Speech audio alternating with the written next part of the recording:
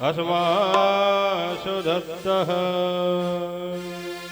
श्री भागवत भगवान की है आरती, पापियों को पाप से है तारती। श्री भागवत भगवान की है आरती, पापियों को पाप से है तारती। श्री भागवत भगवान की है आरती, पापियों को पाप से है तारती। भागवत भगवान की है आरती, पापियों को पाप से है तारती। ये अमर ग्रंथ यह मुक्ति पंथ यह पंचम वेद निराला, नव ज्योति जगाने वाला। ये अमर ग्रंथ ये मुक्ति पंथ यह पंचम वेद निराला, नव ज्योति जगाने वाला। हरि नाम यही हरि धाम यही, हरि नाम यही हरि धाम यही, हरि नाम यही हरि धाम यही, हरि नाम यही हरि धाम यही। जग के मंगल की आरती, पापियों को पाप से है तारती। श्री भागवत भगवान की है आरती, पापियों को पाप से है तारती।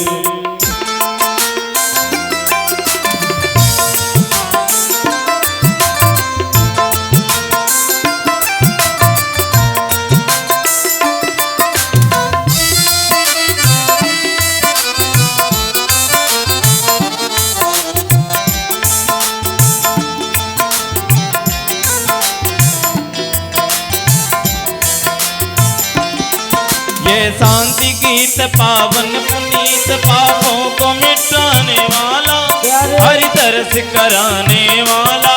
ये शांति गीत पावन पुनीत, पापों को मिटाने वाला, हरि दर्श कराने वाला। यह सुख करणी यह दुख हरणी, यह दुख करणी यह दुख हरणी, यह सुख करणी यह दुख हरणी, यह सुख करणी यह दुख हरणी। श्री मधुसूदन की आरती, पापियों को पाप से है तारती। भागवत भगवान की है आरती, पापियों को पाप से है तारती। श्री राधे हरि बोल।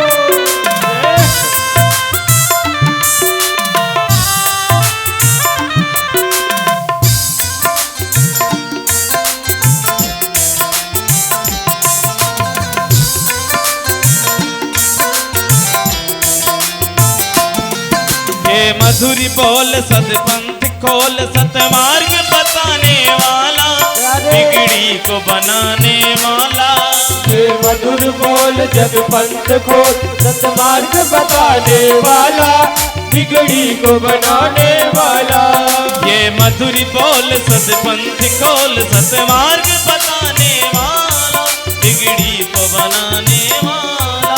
ये मधुर बोल जग पंथ खोल, सतमार्ग बताने वाला, बिगड़ी को बनाने वाला। श्री राम यही घनश्याम यही, श्री राम यही घनश्याम यही, राजा राम यही राधे श्याम यही, राजा राम यही राम यही। प्रभु के महिमा की आरती, पापियों को पाप से है तारती। भागवत भगवान की है आरती, पापियों को पाप से है तारती। पापियों को पाप से, पापियों को पाप से, पापियों को पाप से, पापियों को पाप से। श्री भागवत श्री भागवत श्री भागवत भगवान की है आरती, पापियों को पाप से है तारती। भागवत भगवान की है आरती, पापियों को पाप से है तारती। कर्पूरी गौरम करुणावतारम, संसार सारम भुजगेंद्र हारम, सदा प्रसन्नं हृदयाय विद्महे भवं भवानी सहितं नमामि। त्वमेव माता च पिता त्वमेव त्वमेव बन्धु च सखा त्वमेव त्वमेव विद्या द्रविणं त्वमेव त्वमेव सर्वं मम देवदेव त्वमेव सर्वं मम देवदेवं त्वमेव सर्वं मम देवदेव। ॐ जलेन शीतलीकरणं पुष्पै देवाभिवन्दनम् आरोग्यार्थे आत्माभिवन्दनम्। देवो शान्तिरन्तरसुखं शान्तिः पृथिवी शान्तिरापः शान्तिरोषधया शान्तिः वनस्पतयः शान्तिर्स्वे देवाः शान्तिब्रह्म शान्तिः सर्वगौं शान्तिः शान्तिरेव शान्तिः सामा शान्तिरेधि। आरार्तिग्रहणं करो संसोद्धर्धः हस्तो वृक्षालयं हस्ते अक्षतपुष्पाणि आदाय मन्त्रपुष्पाञ्जलिः वदते। हरिः ओम्। जज्नेन जग्नमय जन्त देवास्तानि धर्माणि प्रथमान्यासन्नः तेहनकं महिमानः तजत्र पूर्वे साध्याः सन्ति देवाः। हरिः ओम्। एकदन्ताय विद्महे वक्रतुण्डाय धीमहि तन्नो दन्ति प्रचोदयात्। हरिः ओम्। नन्दनन्दनाय विद्महे यशोदानन्दनाय धीमहि तन्नो श्रीकृष्णः प्रचोदयात्। हरिः ओम्। अञ्जनानन्दनाय विद्महे वायुपुत्राय धीमहि तन्नो हनुमत् प्रचोदयात्। नानासुगन्धपुष्पाणि यथा कालोद्भवानि च पुष्पाञ्जलिर्मया दत्तो गृहाण परमेश्वर।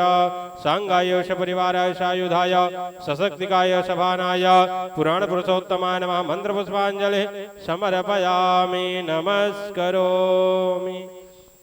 बोले वृंदावन बिहारी लाल की। श्रीमद्भागवत महापुराण की। श्री सीतारामचंद्र भगवान की। कामतानाथ भगवान की। श्री चित्रकूट धाम की। श्री सीतारामचंद्र भगवान की। श्री व्यास जी महाराज की। गंगा यमुना मैया की। तीर्थराज प्रयाग की। महाकालेश्वर भगवान की। द्वारकाधीश भगवान की। श्री राधा रानी सरकार की। जय जय श्री राधे। जय जय श्री राधे। जय जय श्री राधे श्याम। सभी भक्तगण अपने अपने स्थान पर बैठकर बड़े ही सुंदर से मन को एकाग्र करके भगवान के चरणों में लगा करके परम पूज्य श्री व्यास जी महाराज के मुखार बिंदों से श्रीमद्भागवत महापुराण कथा श्रवण करेंगे। भाव से आज कथा का सप्तम दिवस है, विश्राम दिवस है। बड़े ही भाव से प्रेम से कथा श्रवण करेंगे। भगवान के चरणों में अपना मन लगाते हुए बोले वृंदावन बिहारी लाल की जय हो।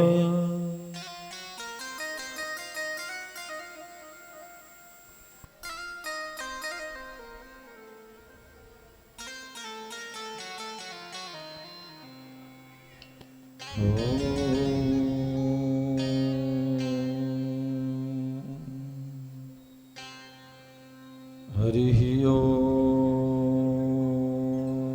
स्वस्ति श्री गणेशाय नमः। ॐ स्वस्ति श्री सरस्वत्यै नमः। हरिः ओम्। स्वस्ति श्री सद्गुरुचरणकमलेभ्यो नमः। वक्रतुंड महाकाय कोटिसूर्य समप्रभ निर्विघ्नं कुरु मे देव सर्वकार्येषु सर्वदा। वंशी विभूषितकरान्नवनीत नीरदाभा पीताम्बरादरुणबिम्बफलाधरुष्ठ पूर्णेन्दुसुन्दरमुखादरविन्दुनेत्रा कृष्णात् परं किमपि तत्त्वमहं न जाने। राधा साध्यं साधनं यस्य राधा मन्त्रो राधा मन्त्रदात्री च राधा सर्वं राधा जीवनं यस्य राधा राधा राधा वाचिकिं तस्य शेषम्। कृष्णप्रियं कलिमलग्नमनन्तमेद्यं वृन्दावनान्तपरिशोभितमत्युदारम् कारुण्यधाम कमनीयकिशोरमूर्तिम् गोवर्धनं गिरिवरं प्रणमामि नित्यम्।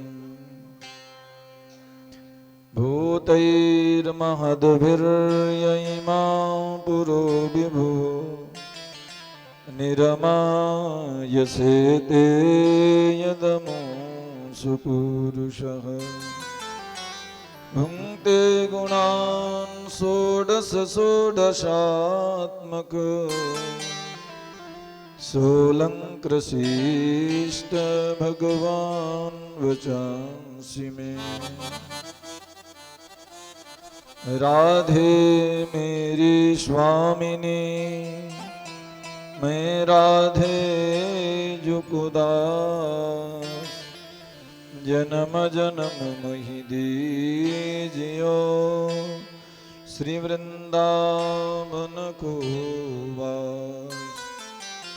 बुद्धिहीन तनु जानिके सुमिरो पवन कुमार बल बुद्धि विद्या देहु महि हरहु कलेश विकार।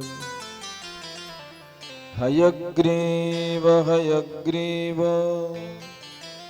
हयग्रीवेति यो वदेत् तस्य निःसरते वाणी जह्नुकन्या प्रवाहवत् तस्य निःसरते वाणी जह्नुकन्या प्रवाहवत्।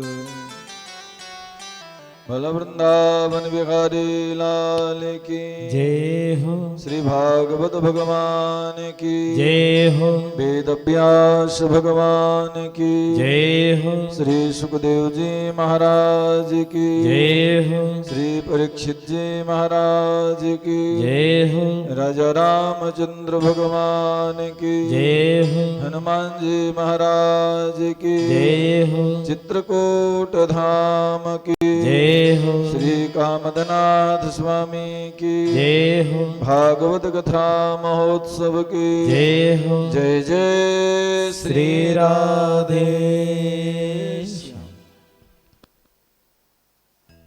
परम मंगलमय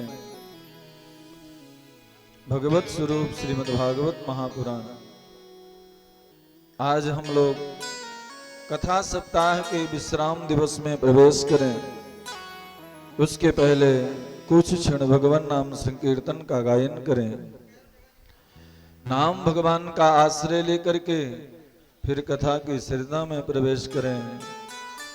अपने मन को भगवान के चरणों में समाहित करें और भगवान नाम संकीर्तन का गायन करें।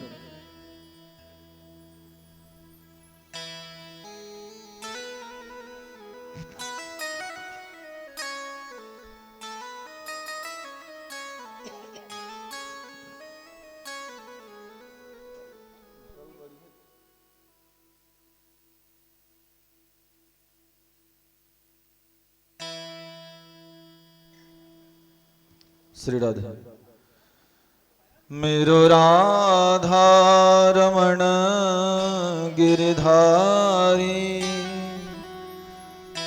गिरधारी श्याम बनवारी। मेरो राधा रमण गिरधारी, गिरधारी श्याम बनवारी। मेरो राधा रमण गिरधारी, गिरधारी श्याम बनवारी। मेरो राधा रमण गिरधारी, गिरधारी श्याम बनवारी। गिरधारी श्याम बनवारी, गिरधारी श्याम बनवारी। गिरधारी श्याम बनवारी। गिरधारी श्याम बनवारी। गिरधारी श्याम बनवारी। गिरधारी श्याम बनवारी। मेरो राधा रमण गिरधारी, गिरधारी श्याम बनवारी। मेरो राधा रमण गिरधारी, गिरधारी श्याम बनवारी। जय हो।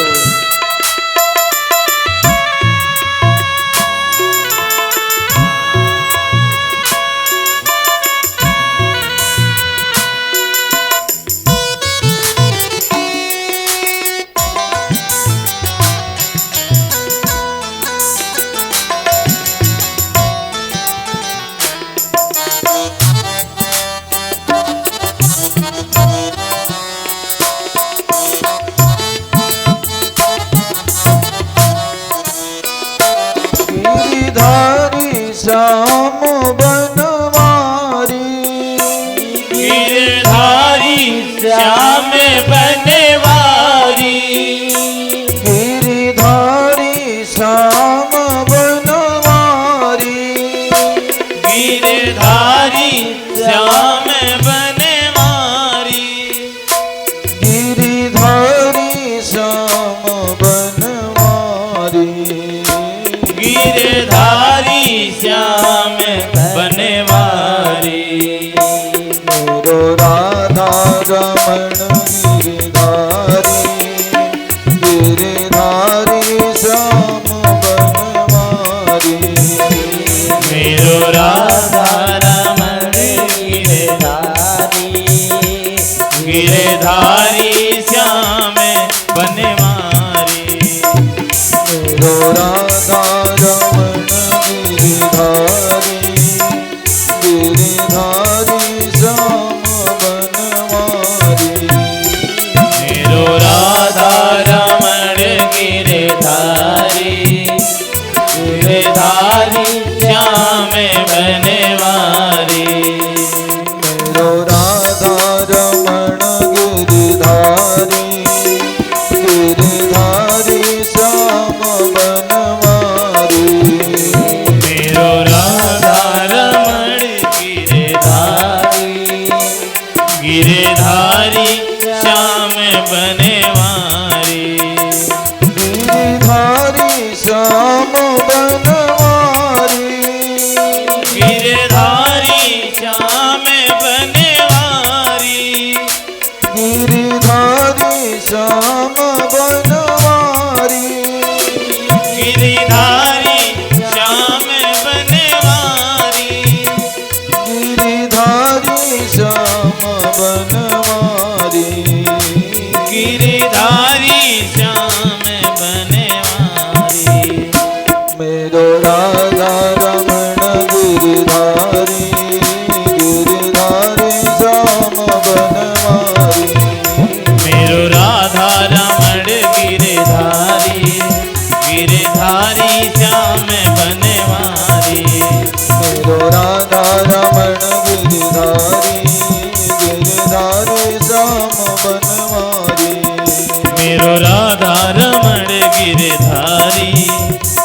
गिरधारी श्याम बनवारी। मेरो राधा रमण गिरधारी गिरधारी श्याम बनवारी। मेरो राधा रमण गिरधारी गिरधारी श्याम बनवारी। मेरो राधा रमण गिरधारी गिरधारी श्याम बनवारी। मेरो राधा रमण गिरधारी गिरधारी श्याम बनवारी। मेरो राधा रमण गिरधारी गिरधारी श्याम बनवारी। मेरो राधा रमण गिरधारी गिरधारी श्याम बनवारी। गिरधारी श्याम बनवारी। गिरधारी श्याम बनवारी। गिरधारी श्याम बनवारी। बोलो राधा रमण लाल की जय हो। श्री बांके बिहारी लाल की जय हो। जय जय श्री राधे श्याम।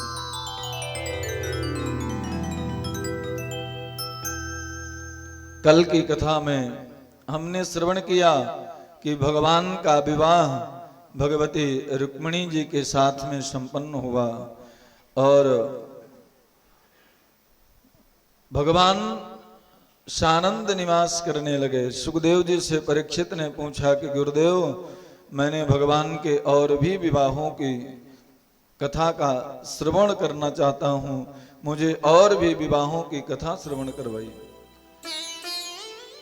रुक्मिणी जी साक्षात लक्ष्मी का अवतार थी और भगवान नारायण हैं। इस कथा ने यह संदेश दिया कि रुक्मिणी लक्ष्मी केवल नारायण की ही हो सकती। जो लोग लक्ष्मीपति बनना चाहते हैं उनको फिर शिशुपाल की तरह रोना पड़ता है। भगवान अपनी लक्ष्मी का हरण करके ले गए और शिशुपाल फिर मुंह छुपा करके रोता रोता अपने नगर के लिए चला गया। तब से भगवान का कट्टर शत्रु बन गए। इसलिए लक्ष्मी केवल नारायण की ही थी और नारायण की हैं, नारायण की ही रहेंगी। लक्ष्मीपति नारायण के अलावा दूसरा कोई हो नहीं सकता। सुखदेव जी कहते हैं, राजन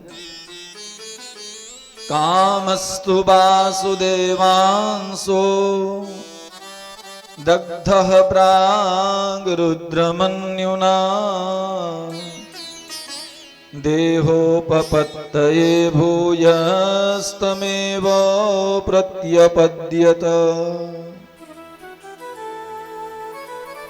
सुखदेव जी कहते हैं, राजन आज भगवान और रुक्मिणी जी के यहाँ सबसे पहले एक बालक का जन्म हुआ। कामस्तु वासुदेवांशो दग्ध प्राग रुद्रमन्युना। भोले बाबा ने जब कामदेव को भस्म कर दिया था तब कामदेव को वरदान दिया था कि द्वापर में भगवान और रुक्मिणी के यहाँ तुम्हारा जन्म होगा। वही कामदेव आज भगवान के पुत्र बनकर के आए। आज जैसे ही प्रद्युम्न जी का जन्म हुआ और एक शंबरासुर नाम का दैत्य था, उस शंबरासुर ने प्रद्युम्न जी का हरण कर लिया और ले जा करके मारना चाहा। नारद जी ने कहा, राजन इसको क्यों मार रहे हो? अरे छोटा सा बालक है, इसको समुद्र में फेंक दो तो मछलियां खा जाएंगी।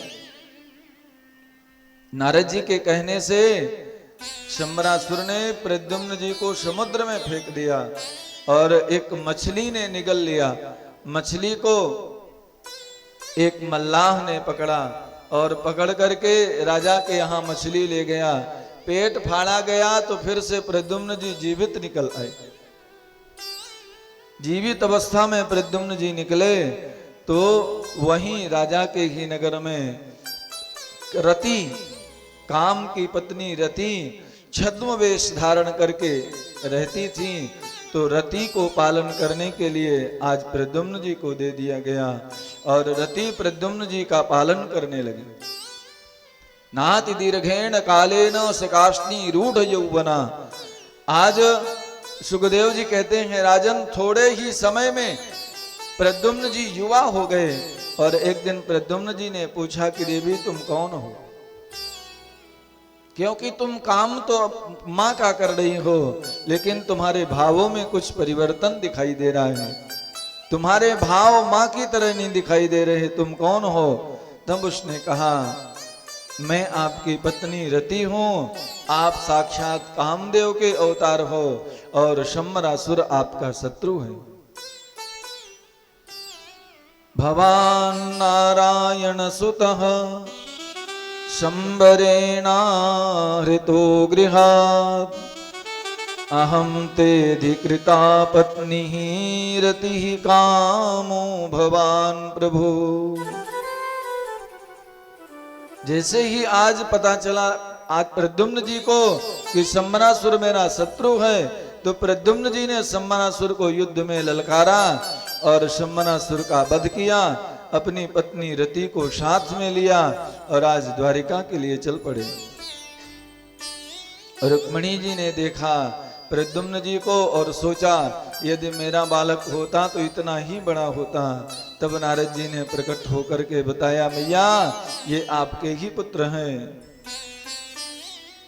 तब आज परीक्षित ने कहा कि गुरुदेव मैंने भगवान के और भी विवाहों की कथा सुनी है, आप विस्तार से श्रवण करवाइए। तब सुखदेव जी कहते हैं राजन, एक सत्राजित नाम के राजा थे। सत्राजित राजा ने सूर्य भगवान की उपासना किया और सूर्य भगवान की उपासना किया तो सूर्य भगवान ने प्रसन्न होकर के उनको एक सेमंतक नाम की मणि प्रदान किया। उस सेमंतक मणि का यह प्रभाव था कि 8 भार सोना प्रतिदिन देती थी मणि। उस सेमंतक नाम की मणि से 8 भार सोना प्रतिदिन निकलता था। और एक दिन राजा ने मणि को गले में धारण किया और राजा द्वारिका के लिए पधारे।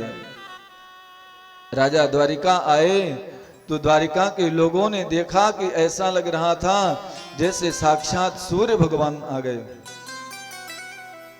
राजा में इतना तेज हो गया मणि के प्रभाव से, ऐसा लग रहा था कि साक्षात सूर्य भगवान आ गए। तो द्वारिका के लोगों ने कहा कि राजन इस मणि की उपयोगिता तो द्वारिकाधीश कृष्ण के यहाँ, इसलिए इस मणि को द्वारिकाधीश कृष्ण को दे दो। राजा ने मना कर दिया कि मैंने इतनी मेहनत से मणि पाई है तो मैं इस कृष्ण को क्यों दे दूंगा मणि। राजा ने मणि देने से मना कर दिया और वापस अपने नगर के लिए चले गए। एक दिन छोटे भाई ने प्रसेन ने मणि मांगा तो अब भाई को मणि देने से कैसे मना करें, तो राजा ने उस मणि को अपने भाई को दे दिया। भाई गले में धारण करके शिकार खेलने के लिए जंगल में गए। एक सिंह ने राजा के भाई को मार दिया और मणि छीन लिया। सिंह का सामना एक रीछ से अर्थात जाम्बवंत जी से हो गया। जाम्बवंत जी ने सिंह को मारा और मणि छीन लिया और मणि ले जाकर के अपनी पुत्री जाम्बवती को दे दी। इधर जब भाई वापस नहीं आए तो सत्राजित बड़े चिंतित होने लगे। सत्राजित कहने लगे कि हो न हो द्वारिकाधीश कृष्ण ने हमारे भाई को मरवा दिया और मणि भी छीन लिया। एक दिन राजा ने अपनी पत्नी से कहा देवी सुनो, एक बात मैं तुमको ऐसी बता रहा हूं, इस बात को किसी दूसरे को बताना नहीं। आपने यदि माताओं को कोई बात बता दिया और बताने के बाद यदि ये कह दिया कि इस बात को किसी दूसरे को मत बताना, तो जब तक उस बात को किसी दूसरे से नहीं बता देंगी तब तक मन बेचैन रहेगा। राजा ने कहा सुनो देवी, एक बात मैं तुमको ऐसी बता रहा हूं, इस बात को किसी दूसरे को मत बताना। हो न हो द्वारिकाधीश कृष्ण ने ही हमारे भाई को मरवा दिया और मणि छीन लिया। अब रानी एक दिन छुपाए, 2 दिन छुपाए। एक दिन रानी अपनी पड़ोसन के पास गई और रानी ने कहा देख बहन, मैं एक बात तुझे ऐसी बता रही हूं जो किसी दूसरे को मत बताना। पड़ोसन ने कहा बहन जैसे तुमने किसी को नहीं बताया वैसे मैं भी किसी को नहीं बताऊंगी, चिंता मत करो। और परिणाम ये हुआ कि करणे करणे जपन जना, एक कान से दूसरे कान होती हुई ये बात द्वारिकाधीश कृष्ण तक पहुंच गई। अब तो सारे लोग भगवान को गालियां देने लगे, अरे वो तो बचपन का चोर है, छोटा था माखन चुराता था, थोड़ा सा और बड़ा हुआ ग्वालिनियों के कपड़े चुराने लगा, अरे बचपन की आदत बुढ़ापे तक जाती नहीं है, उसने जरूर चोरी किया होगा। सारे लोग अब भगवान को गालियां देने लगे। भगवान एक दिन अपने सैनिकों को साथ में लिए और सैनिकों को साथ में लेकर के आज भगवान ने जंगल की यात्रा किया। भगवान जंगल में गए तो भगवान ने देखा कि एक जगह प्रसेन की लाश पड़ी हुई थी, वहां से सिंह के पैरों के निशान बने थे। सिंह के पैरों के निशानों को देखते देखते भगवान थोड़ा सा आगे बढ़े तो एक जगह सिंह की भी लाश पड़ी थी, वहां से एक रीछ के पैरों के निशानों को देखते देखते आज भगवान जाम्बवंत की गुफा में पहुंच गए। भगवान ने जाम्बवंत की गुफा में जैसे ही प्रवेश किया, जाम्बवती मणि से खेल रही थी, भगवान को देख करके डर गईं, जोर से चिल्लाईं तो जाम्बवंत जी आ गए और जाम्बवंत जी ने भगवान की छाती पर जोर से एक घूंसा मारा। बदले में भगवान ने भी 2 मारे और फिर भयंकर युद्ध होने लगा। कई दिनों तक भगवान और जाम्बवंत जी का युद्ध चलता रहा। जब भगवान ने जाम्बवंत जी को मारा, जाम्बवंत जी की नस नस ढीली हो गई। जाम्बवंत जी ने कहा प्रभु अब तो पहचान निकल आई, क्योंकि आप तो मेरे राम जी ही हो, राम जी के अलावा मुझे कोई पराजित नहीं कर सकता, तो आप यहां आए क्यों? भगवान ने सारा वृत्तांत बताया। जाम्बवंत जी ने कहा तो कन्हैया मैं आपको मणि नहीं दे सकता। क्यों? क्योंकि मणि मैंने अपनी पुत्री को दे दिया है और बेटी को दी हुई वस्तु वापस नहीं लेते। भगवान ने कहा भैया मणि तो हम लेकर के ही रहेंगे। क्यों? क्योंकि हमें बहुत बड़ा कलंक लग रहा है, हमें व्यर्थ में चोरी का कलंक लग रहा है, इसलिए मणि तो लेकर के ही जाएंगे। जाम्बवंत जी ने कहा कि यदि आप मणि ले जाना चाहते हो तो आप मेरी बेटी के साथ में विवाह कर लो और दहेज में मणि ले जाओ। तो भगवान ने ये दूसरा विवाह किया। जाम्बवंत की पुत्री जाम्बवती के साथ में भगवान ने ये दूसरा विवाह किया और मणि लेकर के आज भगवान द्वारिका में आए और सत्राजित को बुलाया और कहा राजन व्यर्थ में हमें कलंक लगा रहे थे, देखो मणि लाए हैं और साथ में प्रमाण पत्र भी है। और राजा को मणि वापस कर दिया भगवान ने। अब तो सारे लोग सत्राजित को गालियां देने लगे। लोग कहने लगे देखो इसने द्वारिकाधीश कृष्ण पर इतना बड़ा आरोप लगाया। द्वारिकाधीश कृष्ण के यहाँ किसी बात की कोई कमी नहीं है, लेकिन इस दुष्ट ने द्वारिकाधीश कृष्ण के ऊपर आरोप लगाया। संसार की हवा कब बदल जाए कोई ठिकाना नहीं। अभी तक जो लोग भगवान को गालियां दे रहे थे वही लोग द्वारिकाधीश कृष्ण के लिए अब सत्राजित को गालियां देने लगे। एक दिन सत्राजित भगवान के पास में आए और सत्राजित ने कहा प्रभु संसार के लोग मुझे गालियां दे रहे हैं। भगवान ने कहा तो भैया मैं क्या करूं? उसने कहा प्रभु आप मेरी पुत्री के साथ में विवाह कर लो तो फिर संसार के लोग मुझे गालियां नहीं देंगे।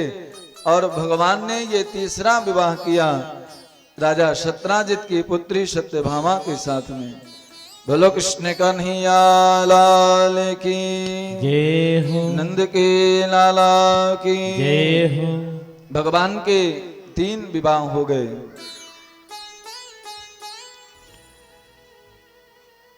एक बार भगवान और अर्जुन को साथ में लेकर के और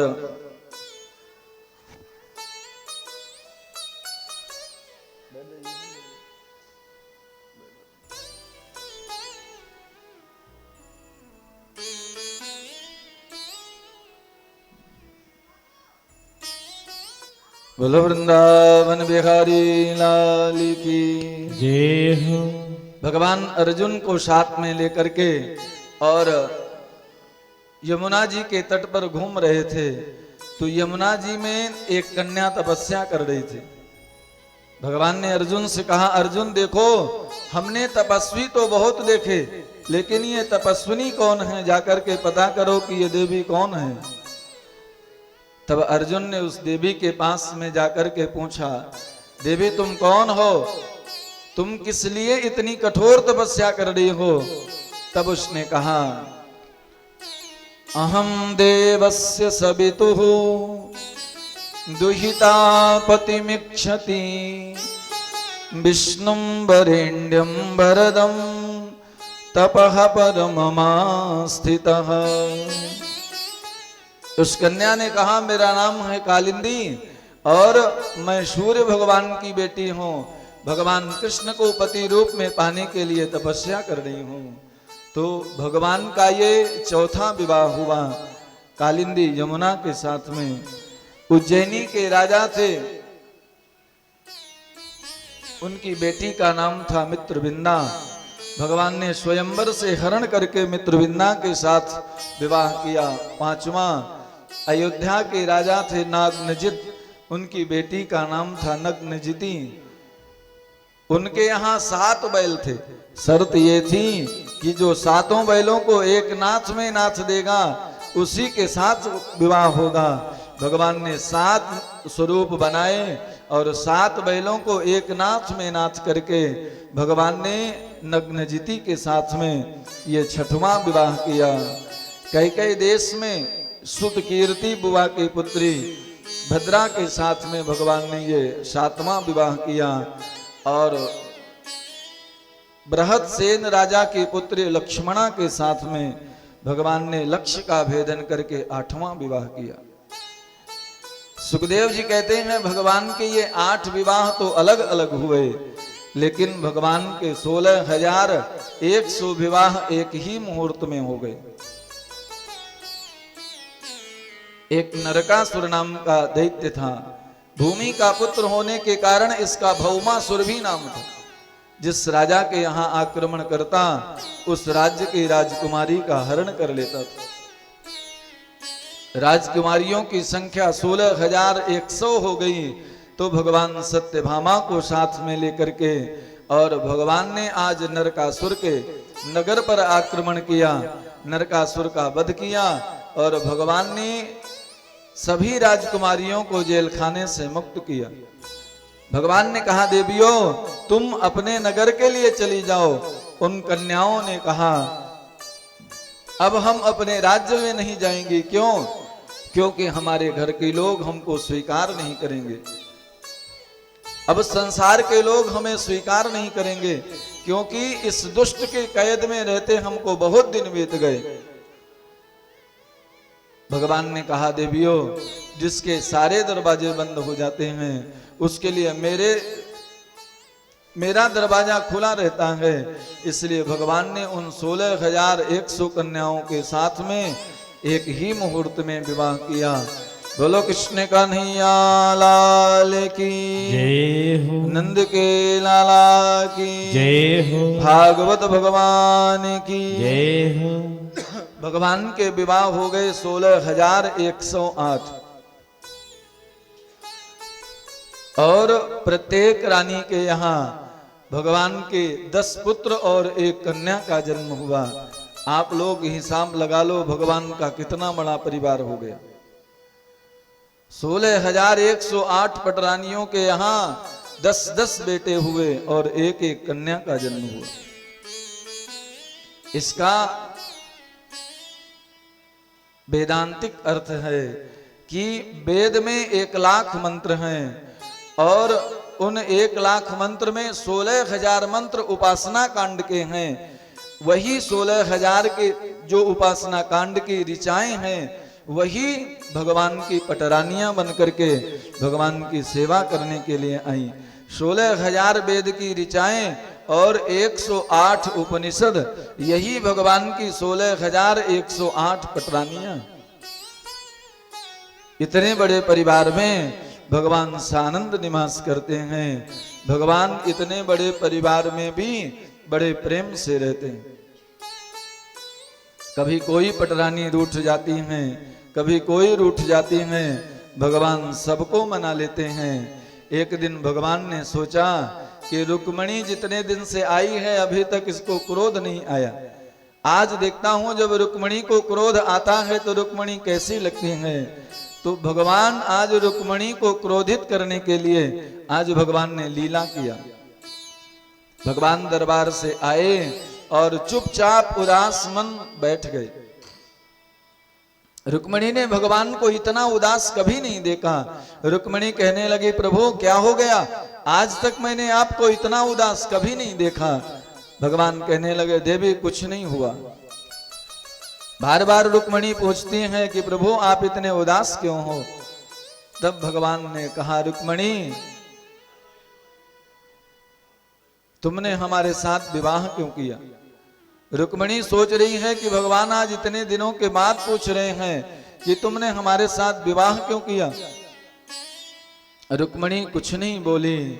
भगवान कहने लगे, देवी यदि तुम ये कहो कि तुमने हमारे साथ विवाह इसलिए कर लिया कि तुम्हारा विवाह नहीं हो रहा था, अरे तो शिशुपाल बारात लेकर के भी आ गया था, तुमने हमारे साथ विवाह क्यों किया।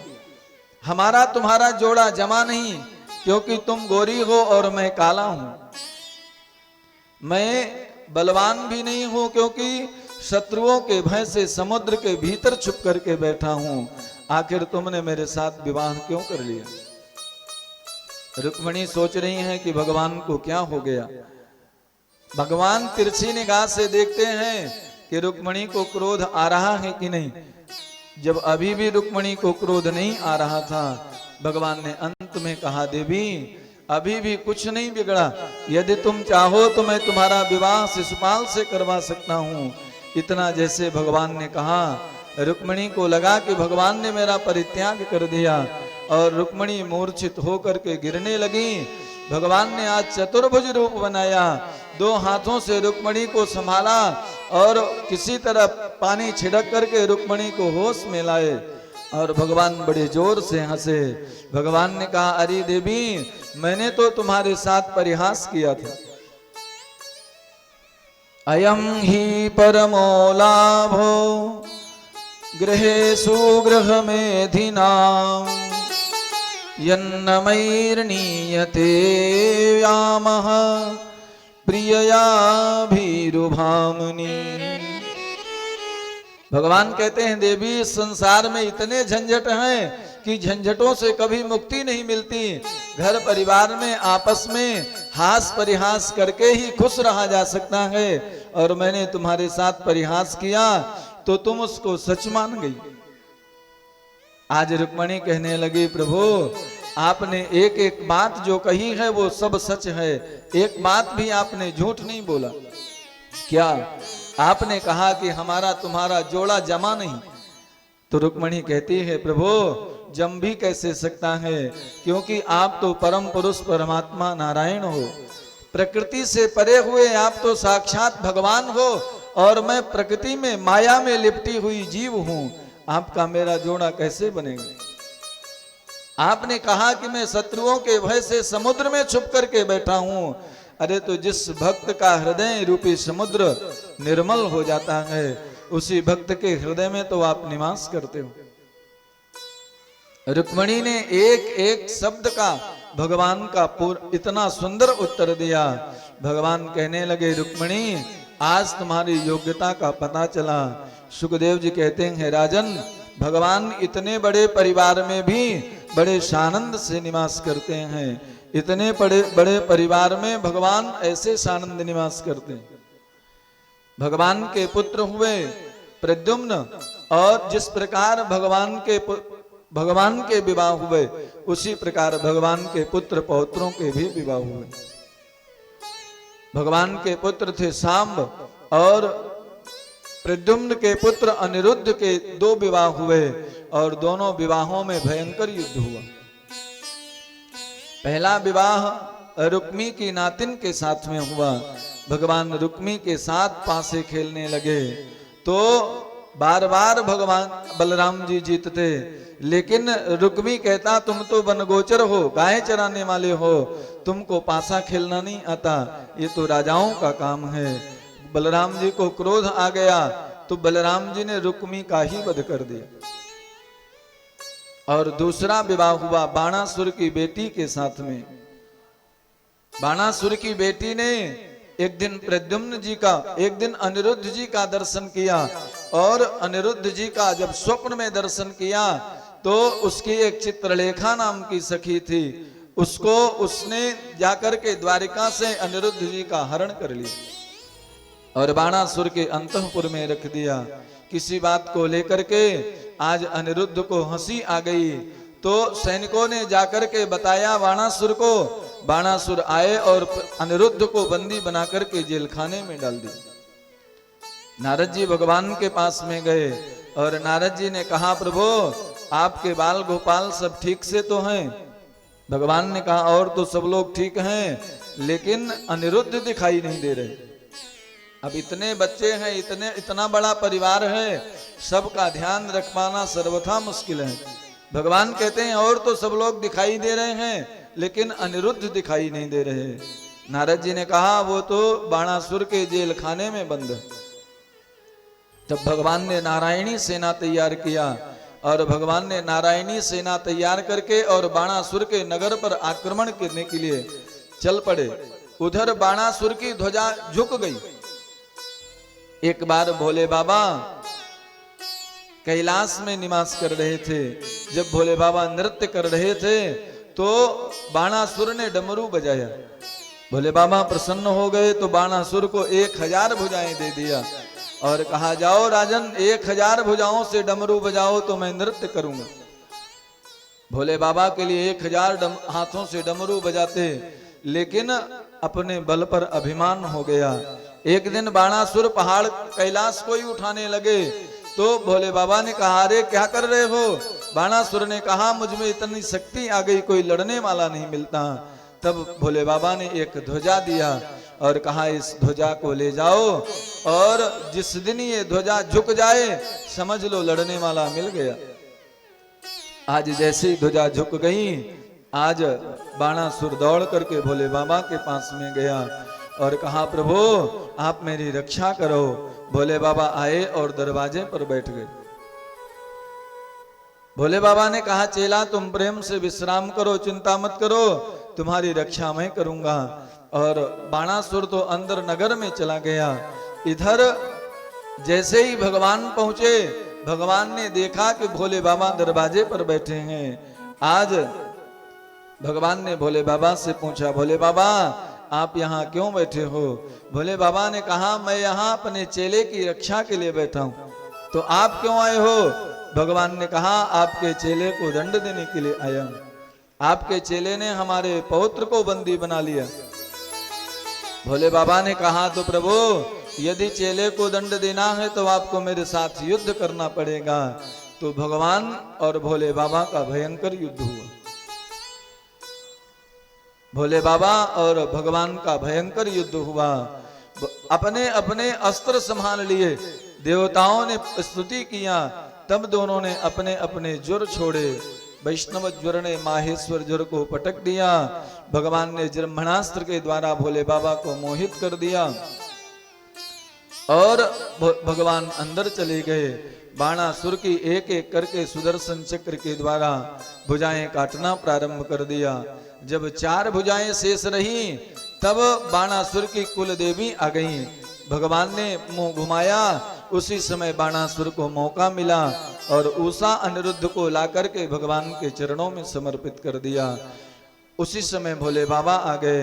भोले बाबा ने कहा प्रभु ये तो अब पार्षद हो गया। भगवान ने कहा इसने मेरे परम भागवत प्रहलाद के वंश में जन्म लिया है, इसलिए मैं इसको कैसे मार सकता हूँ, ये तो मेरा पार्षद हो गया। बोलो भक्त वत्सल भगवान की जय हो, कृष्ण कन्हैया लाल की जय हो। एक दिन की बात है, भगवान द्वारिका के उपवन में विराजमान थे। ग्वाल बाल भगवान के पुत्र पौत्र खेल रहे थे। खेलते खेलते अचानक गेंद एक कुएं में चली गई। जब गेंद कुएं में गई, बालक गेंद निकालने के लिए गए तो देखा कि कुएं में एक बहुत बड़ा गिरगिट पड़ा हुआ है। बालकों ने निकालने का खूब प्रयास किया, लेकिन उस गिरगिट को नहीं निकाल पाए। भगवान के पास में आए और भगवान ने जैसे ही एक चरण का प्रहार किया, उस गिरगिट की वो देह छूट गई और परम पुरुष सुंदर प्रकट हो गया। भगवान ने पूछा, दे आप कौन हो, आपका क्या नाम है, कहां से हो तुम? तब उसने कहा, प्रभु नृगो नाम नरेंद्रोहम इक्ष्वाकुतनयः प्रभो दानिस्वाख्यायमानेषु यदि ते कर्णमस्पृशम्। आज भगवान से उसने कहा, प्रभु मैं इक्ष्वाकु पुत्र हूं, मेरा नाम है नृग। तो आपको गिरगिट क्यों बनना पड़ा? भगवान से आज राजा कह रहे हैं कि मुझे गिरगिट इसलिए बनना पड़ा, आपने यदि दानियों का नाम सुना होगा तो मेरा नाम जरूर सुना होगा। मैंने इतना दान किया कि उसकी कोई गणना नहीं हो सकती। भगवान ने कहा, भैया तुमने क्या दान किया? उसने कहा, मैंने गायों का दान किया। भगवान कहने लगे, एक गाय दान का इतना बड़ा पुण्य होता है कि लोग संसार सागर पार कर जाते हैं, और तुमने गायों का दान किया, फिर भी तुम्हें गिरगिट बनना पड़ा। तब उसने कहा, मैं दान तो करता था, लेकिन मुझसे एक भूल हो गई। भगवान ने कहा, कितनी गायें दान किया? उसने कहा, मैंने इतनी गायें दान की, उनकी कोई गणना नहीं हो सकती। यावत्यासिकता भूमेर यावत्यो दिवितारका यावत्यो वर्षधारास तावदीरददाम स्मगा। भगवान ने कहा, जरूर तुमने बूढ़ी गायों का दान किया होगा, जरूर तुमने मरखनी गायों का दान किया होगा। उसने कहा, नहीं नहीं, मैंने बूढ़ी गायों का दान नहीं किया, मैंने सुंदर सुशील गायों का दान किया, दूध देने वाली गायों का दान किया है, और अपने न्याय से, अपने न्यायोर्जित धन से गायों का दान किया है। पयस्वनी तरुणी शील रूप गुणोपपन्ना कपिला हेम श्रृंगी न्यायार्जितारूप्य खुरा सवत्सा दुकूल माला भरणा ददावहम्। उसने कहा, मैं दूध देने वाली गायों का दान करता था, गायों के खुरों को चांदी से मढ़ता, गायों के सींगों को सोने से मढ़ता, और ब्राह्मणों को नित्य प्रतिदान करता था। भगवान ने कहा, भैया तो फिर तुम्हें गिरगिट क्यों बनना पड़ा? उसने कहा, मैं प्रतिदिन गायों का दान करता था, एक दिन एक गाय मैंने ब्राह्मण को दान कर दिया, वही गाय ब्राह्मण के यहां से भग करके और मेरी गायों में आकर के मिल गई। दूसरे दिन उसी गाय को मैंने दूसरे ब्राह्मण को दान कर दिया। एक ब्राह्मण अपनी गाय ढूंढ रहा था, दूसरा ब्राह्मण उसी गाय को लेकर के जा रहा था। दोनों ब्राह्मण मिल गए, एक ने कहा ये मेरी है, दूसरे ने कहा ये मेरी है। दोनों ब्राह्मण राजा के पास में पहुंचे और राजा से कहा, राजन ये निर्णय करो कि ये गाय किसकी है। एक ने कहा आप दाता हो, एक ने कहा आप अपहरता हो, आप अपहरण करके दान करते हो। राजा दिन भर कहता रहा, ब्राह्मण देवताओं अभी निर्णय करता हूं, अभी निर्णय करता हूं। और प्रातः काल से सायंकाल हो गया, लेकिन राजा निर्णय नहीं कर पाया।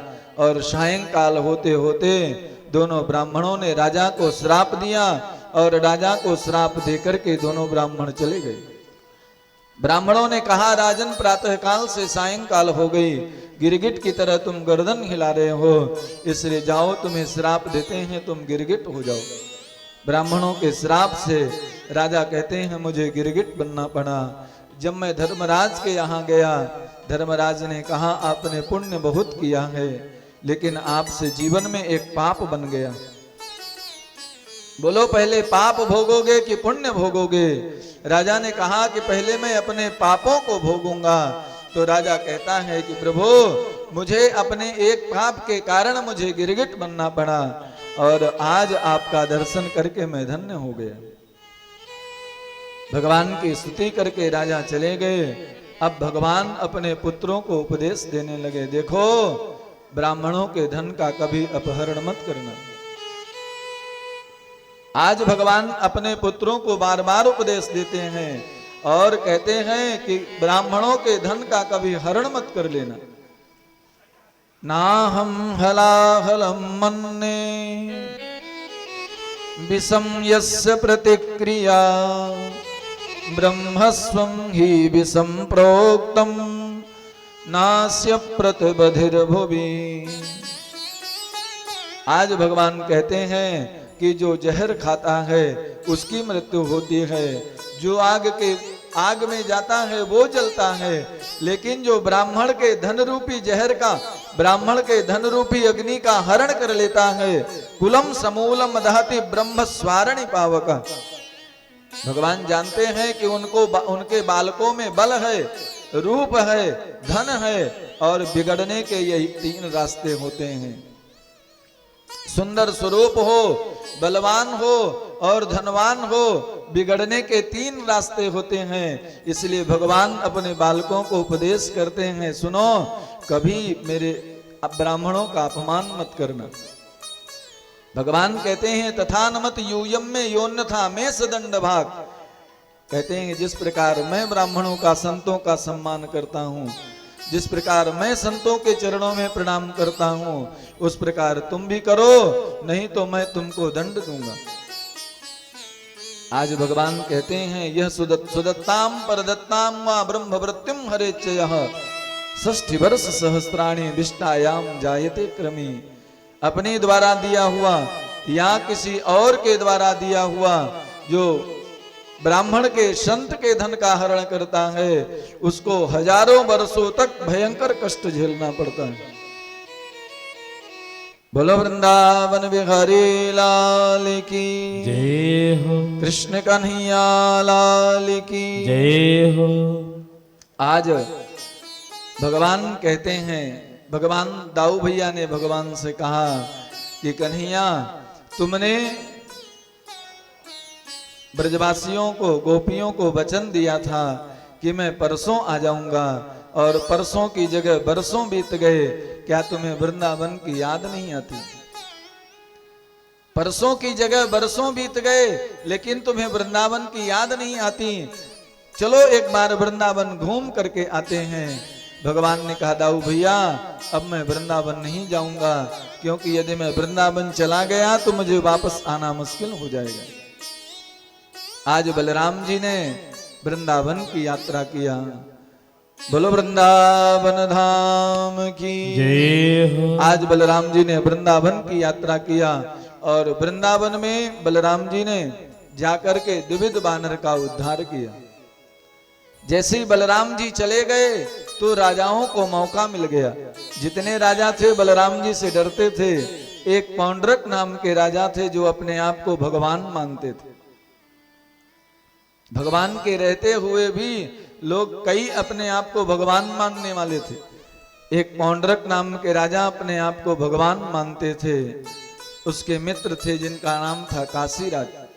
काशीराज ने कहा, मित्र, हल मूसल वाला द्वारिका छोड़ करके चला गया है, इसलिए वो डरपोक कृष्ण बचा है, उसको धमकी भरा पत्र लिख दो तो द्वारिका छोड़ करके भग जाएगा। पौंड्रक ने एक पत्र लिखा और पत्र लिख करके दूत के हाथ पत्र भेज दिया। उद्धव जी ने जब पत्र पढ़ा बड़े जोर से हंसे। उद्धव जी ने कहा, प्रभु आप तो नकली भगवान हो, असली भगवान प्रकट हो गए हैं, इसलिए आप अब द्वारिका छोड़ करके चले जाओ।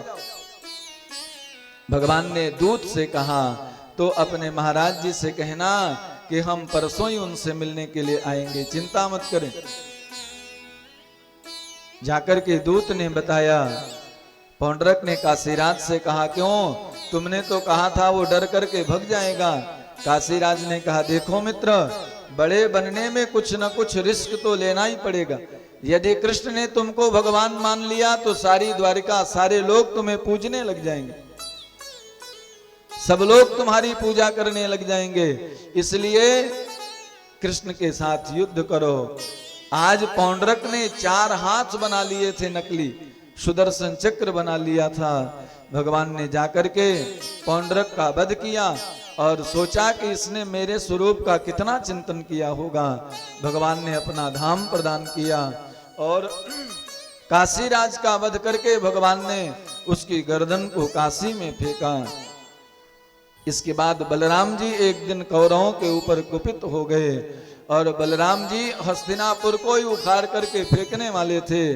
तब तक संतों ने आकर के मना किया, बलराम जी का क्रोध शांत हुआ। एक दिन नारद जी ने सोचा कि जब मैं एक विवाह करना चाहता था तो भगवान ने मेरा एक विवाह नहीं होने दिया और भगवान ने अपने इतने विवाह कर लिए। चल करके देखता हूं कि भगवान इतने बड़े परिवार में कैसे रहते हैं। तो आज नारद जी भगवान की दिनचर्या देखने के लिए आए। नारद जी भगवान की दिनचर्या देखने के लिए आए तो प्रत्येक महल में भगवान का दर्शन हुआ। रुक्मिणी के यहाँ गए तो भगवान मंत्रियों के साथ चर्चा कर रहे थे।